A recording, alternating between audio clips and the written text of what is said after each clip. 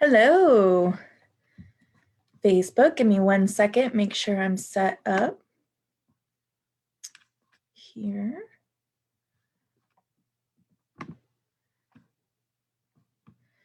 And just pull up my slides.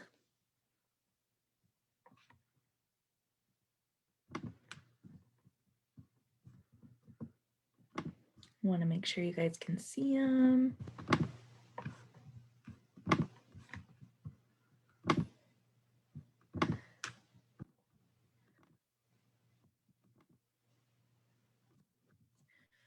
Okay, share my screen. We're all learning how to do this, right? Okay, share screen. All right. So I believe you guys can see this. Let me put it in present. Okay. So today we're going to talk about teen dating. We've had a couple presentations that I've done this month. We had one that talked about, healthy relationships and having a healthy relationship with yourself and friendships and things like that. And today we're going to focus a little closer on the specific romantic relationship between two teens. So just a disclaimer so that the community understands where I'm coming from and maybe a little bit more about who I am. The aim of this is to provide research-based education and awareness. So the programs at Lake FRC, we do a lot of training in our agency and specialization in the different topics. And our goal was to provide all of the information that's available. And then it's up to you as an individual or a teen as an individual to absorb that and make choices that are right for them. So we don't teach, morals or anything like that. We just provide, here's knowledge and information. And it's the responsibility of the individual to understand that, consequences and all of that, and make a choice that is right for them. So a little more about me, because I realized maybe I didn't introduce myself the last two presentations. My name's Sharon Marr, and again, I work at Lake Family Resource Center. I'm the current teen service coordinator and also the communications coordinator. I have a BA in psych. I'm ACEs Aware, which is another program that we have at Lake Family Resource Center. And ACEs stands for Adverse Childhood Experiences. And if you're interested in more about that, please reach out. We have an ACEs Aware initiative and a team at our agency that go into depth. So look out for that. I'm trauma informed.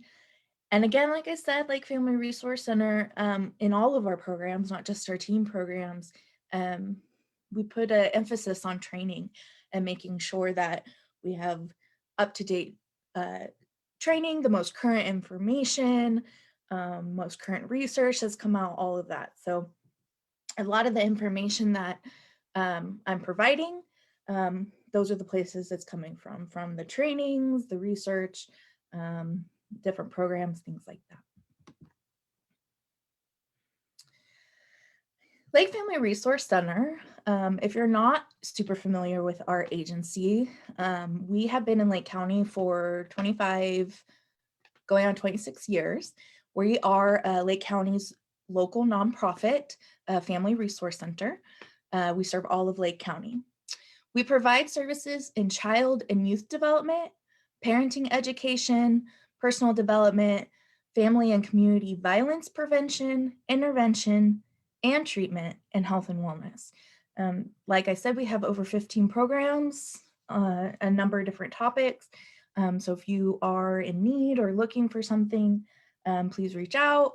I will put my email contact in a comment on this presentation, along with we have a 24/7 crisis line. I'll put that phone number and our office phone number. And so please comment below, or share or send a message in order to reach out. All right, so getting into specifically teen dating, the truth. So some of this presentation is focused on tips for parents, caregivers. Some of it's focused for teens themselves. We're looking at generally the 13 to 19 age range with this information that I'm going to be discussing. It might apply to younger ages, might apply to adults. It's kind of between the family dynamic to determine some of that. But it is important to understand that teen romance is normal. Some become interested in it earlier than their peers, some later than their peers, but having romantic interests is healthy and a normal part of adolescence. So those feelings are totally normal to have, and it's a step in adolescence in order to learn more skills. It has changed a bit.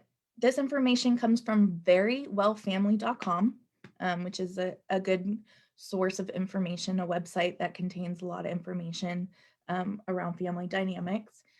In 1991, and again, data's a little old, we're to 2021, we're in 2021. So this data I'm giving you is a little bit older, but it does show some trends over time. In 1991, only 14% of high school seniors did not date, while by 2013, that number had jumped to 38%.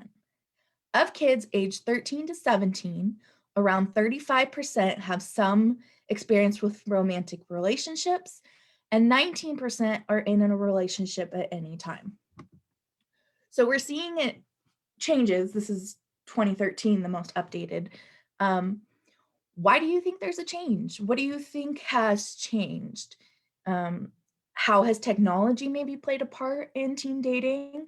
We know within that time, 91 to 2013, we've had a lot of technology advances.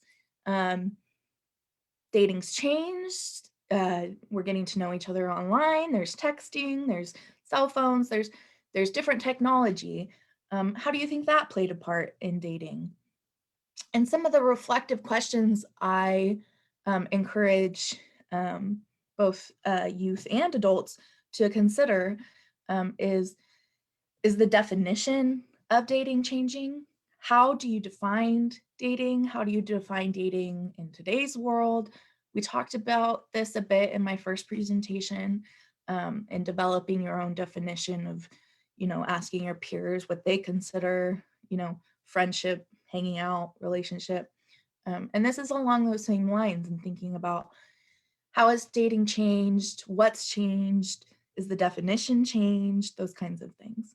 And it's really important, reflective to have for us adults to think about, because the way dating looked for me or older adults is very, very different than what our teens right now are experiencing. So it's good to take a moment and think about, okay, what's different in today's world for the teens in my life? What's changed? How do they define dating? And having those conversations. So there are benefits of teen dating.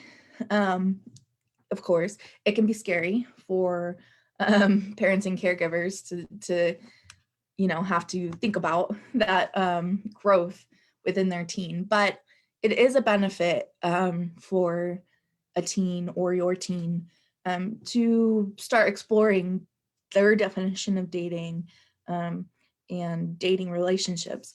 And it's because it builds social skills. They learn a lot in exploring these dynamics as far as communicating, help teach boundaries, how to set boundaries, communicate boundaries, respect others' boundaries, respect. It teaches, what respect looks like, what it doesn't look like, what things am I comfortable with, not comfortable with. It reinforces the idea of listening and being heard by allowing the two individuals to express their feelings, their boundaries, those things, and then hearing what the other person says so that they have an opportunity to show respect as well. And for the parents or caregivers in a teen's life, it really provides you an opportunity to help guide your teen on healthy relationships. If your teenager is starting to date while they're a teenager, it gives you that opportunity to be a part of building that foundation of teaching teens what healthy relationships look like, what they are, what they aren't, and having those discussions while the teen is still in the home with you, and you can have a lot of input and guidance that can be very beneficial for them in their adult life and their later romantic relationships.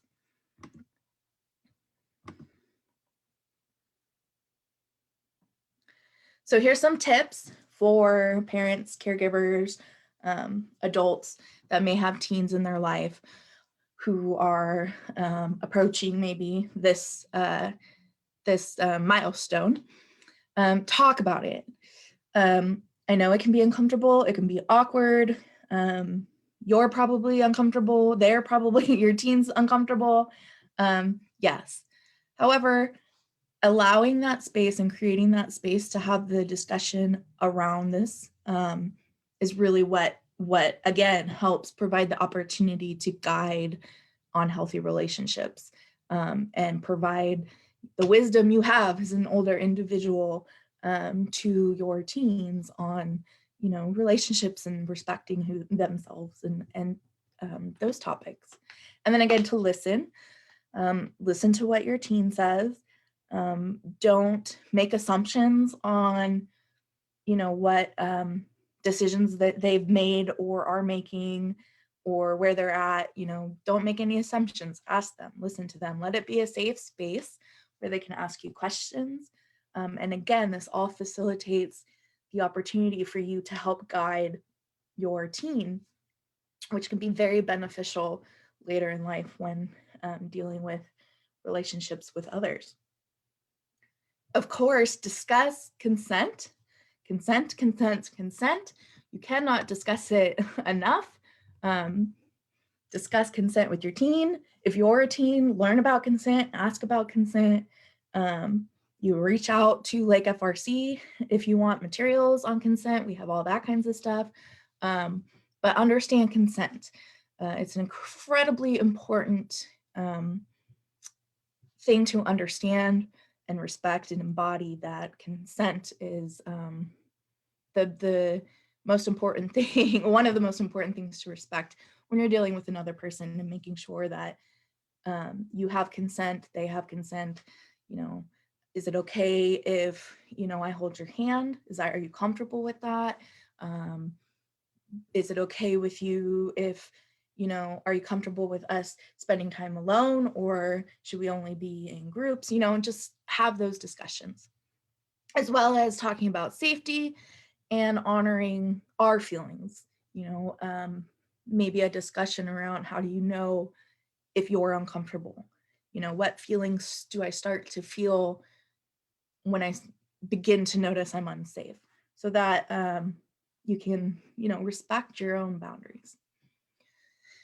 Discuss appropriate behavior, how to act when you meet someone's parents.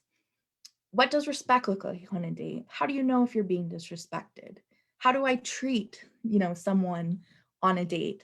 And how is that different than I treat friends hanging out? Having discussions like that are incredibly important as well. You're thinking about teens learning to date, learning to interact in these other dynamics, and having time to really talk to them about, how you believe a person should behave on a date, we'll set, again, a foundation, like a baseline for them as an example of what a healthy dating relationship looks like. And then again, I know it can be hard, but try to offer privacy when it's appropriate. You want to give your teen space for them to, understand their own boundaries and develop those skills, allow them privacy when they're talking, on the phone. And you're going to know your teen and situation best. So you'll know the amount of privacy that's appropriate. But just keep in mind that offering some privacy can really also benefit in them being able to strengthen the guidance that you're providing through these discussions and role modeling. So 8 safety ideas, because we definitely need to teach safety. On this left side are tips for parents, caregivers, adults, and on the right side are tips for teens.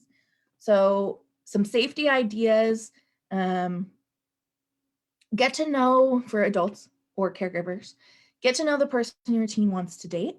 If your teen's showing interest in someone else, get to know that person, get to know about them, ask questions, and you don't have to overwhelm your kids, but get to know, who is this person, what is it that interests them, and things like that. Create clear rules about online dating. Yes, teens date online. They find people online and develop relationships. And it's very important to set the guidelines and rules with your family, your teens, about what is okay and not okay with that. Maybe you have a rule, online dating, isn't okay in your home. It's really discussion that's best to have with your teen, and depending on, the age and where your teen's at with all of this. But make sure to talk about it, because again, we have technology, and these things have changed how teens date. And so online dating is something that also needs to be considered and part of the conversation, in order to establish expectations with the teens, and what rules and guidelines are they to follow. Establish a clear curfew. Get a clear itinerary of the date plans, where they plan on going. Are they seeing a movie? What time? Are they going to go eat? I guess we don't have movies out right now, but you know what I mean. Are they going to go, get an idea of the plans for the date and where they're going to be. Discuss age limits concerns. This comes into play often with, you have in high school a freshman maybe around 14. You're looking at seniors, getting 17 age. And so discuss that. What are your concerns with that? Talk to your teen about, would you be comfortable if a senior at the high school who's 17 wants to take out your 14-year-old? Like, what are your feelings about that? And what are your limits around that? And have that discussion with the teen. Know who's at home at the other teen's house. If your child's going to be spending time at this other house, especially if it's, a dating type situation, know this home. Who are the parents, who lives there, who's home, and just get an idea of the environment of what that's going to look like. Make dating without a chaperone a privilege. So again, as I said, it's important, your child best, and teens, your family and parents best, around the privacy and what's comfortable. But one suggestion that is a good one is Chaperoning dates, some parents like to chaperone dates and have that limit. If there's trust being established and your teens, you know, showing that they're responsible and have the maturity, um, a lot of parents will make time without a chaperone be a privilege of that. Um, and then, maybe you'll allow them to have a date without an adult there if they've shown so far that they're understanding the responsibility and maturity that comes with this. And then discuss technology dangers like sexting. We talked a little bit about that in the second presentation around cyber concerns and security and things like that. And again, dating landscape has changed, technology has advanced. Talk about it with yourself, with your teens, because it's different. If you're interested in any of those discussions or topics or resources around that, again, reach out. We have lots of info, brochures, resources, websites, places, curriculums, things like that, that can help gather info for you. For teens now, some tips in having these conversations with the adults in your life, or if the adult approaches you with these types of conversations, be honest and open. If this is an adult you trust, who's a important role model in your life, be honest and open with them about how you're feeling or concerns you have, or that you're just starting to feel interested and so you want to talk about it. Provide information to help ease the concerns.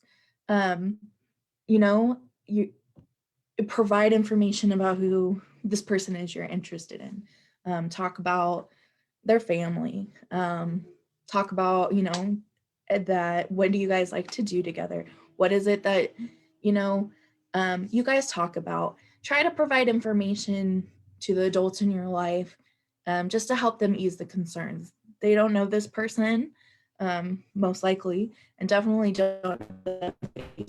So share what you can, and that can help a lot with building trust and comfort between you and within your family dynamic.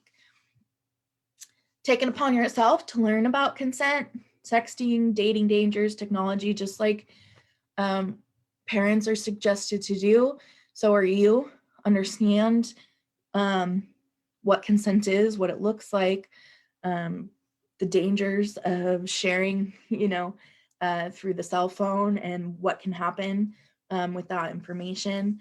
Again, the second presentation I did about cyber concerns and cyber security talks a little more about that. Have a backup plan in case the date goes sour. So have a plan if you're going out on a date. What's your plan if you are uncomfortable? What's your plan if you no longer want to be on this date? How are you going to address that? What are you going to do? Discuss the safety, boundaries, and respect. Talk about it with your peers, your family, teachers. If you're part of a church or club or other organization, discuss with them what does safety look like? What do boundaries look like for them? How do they show respect? What did they expect on dates? So you can start to develop your own plans and ideas about going forward. It's good to start with group dates. Go out as a group with friends. Maybe then if things are going well and you're comfortable, you could do double dates with your friends. In the first presentation, we talked about the importance of building that trust and how you need the time to do that. And each time somebody does an act that is a trustworthy act or a kind act or something, it's banking it into a bank that's helping build your trust and interaction with that person. So ways to give it time, that trust to build, and learning how to respect each other is to start with, going as groups and having other people around and it can take the pressure off a lot too. Give it time to build trust. Always prioritize your physical and health safety, 100%. You are your priority. Your physical safety is a priority, and being in situations that are healthy and beneficial for you are your priority. So make sure you're prioritizing that, and that you have plans for if your safety is a concern. You know, can maybe you have a check-in time, you'll check in with your parents, and if you don't text or call at that time, they'll, go to one of the places you said you would be on your date, just to make sure you're okay.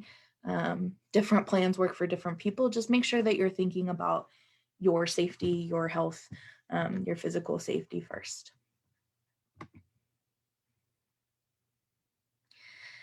And knowing the signs is really important. There are many signs to pay attention to in a relationship, but these are some common ones that are a little bit more specific to what it could look like. These come from breakthecycle.org, which is a great resource again for this sort of stuff. They go into depth with a lot of this, and there's a lot of information on there about teens and dating violence and different things. So breakthecycle.org, and some warning signs to look for: checking cell phones, emails, or social networks without permission, extreme jealousy or insecurity, constant belittling or put downs, explosive temper, isolation from family and friends, making false accusations. For example, constantly telling you, you're cheating on me, or you're lying, or your friend Bobby's not really just a friend, those kinds of false accusations. Constant mood swings towards you, physically inflicting pain or hurt in any way, possessiveness, telling someone what they can and cannot do. A lot of times this also will look like telling them what they can and cannot wear, or can and cannot eat. And then, of course, pressuring you to have sex. Huge red flag. So those are some examples of signs that perhaps your partner or the person you're spending time with, or your teen or your friend, could be in a abusive situation, or at least an unhealthy, toxic relationship. So we're going to end it there. That's lots of information, and I hope it's helpful. If there are topics that you are interested in as a teen or a parent, let me know. I will put my email in the comments of this presentation. You can email me directly. We're going to be looking at continuing on with presentations. And so if there's certain areas, even if it's not necessarily related to teens, that you in our community want more information about, or would love to have someone discuss in this format, let me know. We are working very hard to offer new ways of connecting with our community, and these virtual presentations is one of them. So please share. You can message us on our Facebook. Again, I will put my email in the comments, along with our 24/7 crisis line, which you can call or text, as that's a way if you are in need of assistance. That's one avenue as well. So I'll put all this information in the comments. Again, message me, comment, let me know, are there topics you're interested in, something you would like to hear more about? And again, you can always reach out. Thank you.